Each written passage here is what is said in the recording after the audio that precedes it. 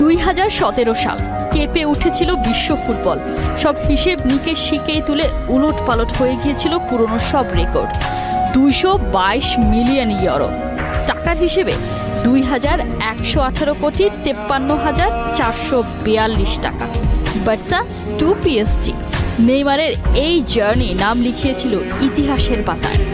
Childhood ড্রিমকে সত্যি করতে রিয়ালের লোভনীয় অফার ছেড়ে নেইমার বেছে নিয়েছিলেন বার্সেলোনাকে।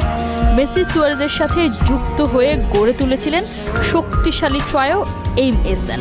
ব্রাজিলিয়ান সুপারস্টারের সুযোগ ছিল এই ট্রায়োকে আরও অপ্রতিরোধ করার, অথচ কিনা ছাড়লেন ক্লাব। তাহলে কি ক্যারিয়ার নয়, বরং টাকার লোভ? নেইমারকে নিয়ে চারিদিকে শুরু হয়ে যায় এমন সমালোচনা। এই ঘটনার কেটে গেছে 7 বছর। সেই নেইমার পিএসজি ছেড়ে পাড়ি দিয়েছেন সৌদি আরব। প্রশ্ন হতেই পারে, এত বছর পর আবারও